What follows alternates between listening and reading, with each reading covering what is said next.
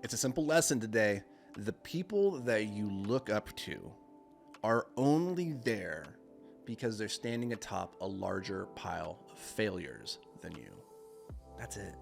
Listen, let me say that again. I think it's so deeply and profoundly true. Not true in every situation, but true in enough situations that it can really reframe how we approach the act of execution, of doing, of showing up on a long enough time frame and doing things in pursuit of our greatness, in pursuit of success, of whatever way that is that you define it.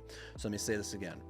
The people you look up to, the people who are above you, they're only there because they are standing atop a larger pile of failures than you. Now, there's another quote that's very similar to this, which is that the master has failed more than the amateur has even tried, or more than the beginner has even tried.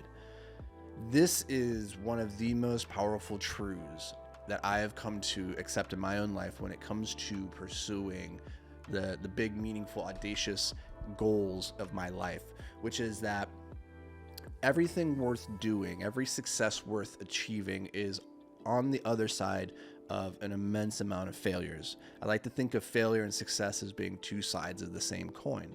And it's a coin that's weighted. It's a magical coin, so that in the beginning, when you're a beginner, you flip that coin. You're not very good. You don't have the skills. You don't have the experience or the repertoire yet to be able to execute the thing. And so that coin in the beginning, when you're flipping it, it lands on failure and failure and failure 99% of the time. But every now and then you get lucky. The ball goes in the hoop. Every now and then you hit the right note, right? That is the path of the beginner. Now, with time, because this is a magic coin, every time you flip it, every repetition you go through, every failure you achieve or you unlock, you change the balance of that coin. And so now it moves ever so slightly, 0.01%, and becomes more likely that the next time you flip it, it's going to be a success. And so now it's 98.99% likely to land on failure. But the more you flip it, the more you flip it, the more you flip it, the more the odds shift in your favor and you start succeeding more frequently. So that the master, by the time he has flipped that coin 100,000 times, he has changed his probability of success. It's no longer 99.9% certain he's going to fail. Now it's only 18% certain he's going to fail. And 18% certainty is going to look a whole lot different than 99%, but he only got there because he's flipped the coin so many times. Often when we're embarking on a journey of self-improvement, of self-discovery, learning a new skill, trying a new thing, building a business, we underestimate how long it's going to take, how difficult the path is going to be, how many failures it's going to require of us to finally attain the success. And one of the things that can be the most debilitating, the most poisoned of fruits, is to find success too early on the journey, and it can trick you into believing that this is the norm.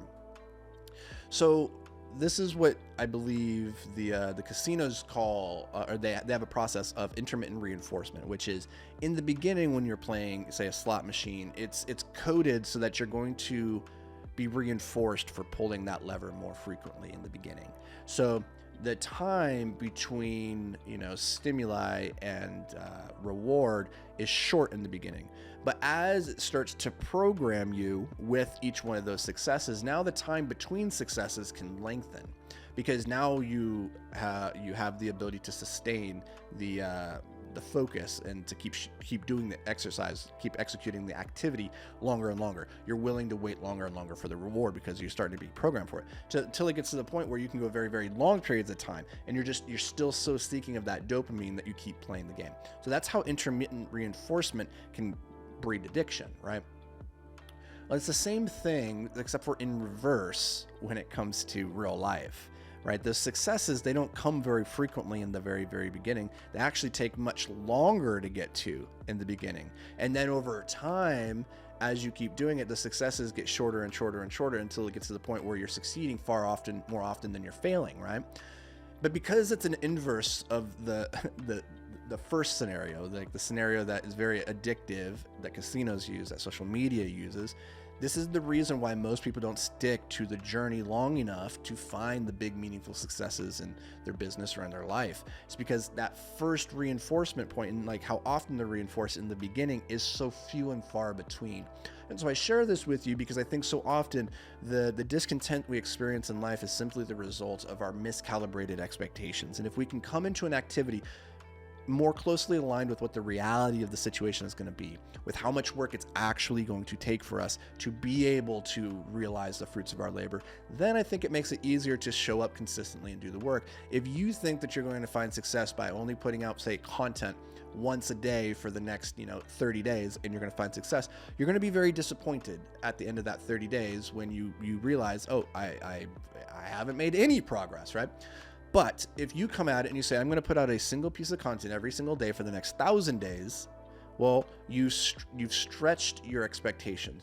You've lengthened the time horizon upon which you expect to find success. As a result, I would be very, very shocked if after 1,000 days of consistently putting out high quality content that continually improves and adds value to your audience, that you aren't in a demonstrably better place. I would reckon after 1,000 days of that, your life, your business would look unrecognizably different for the better.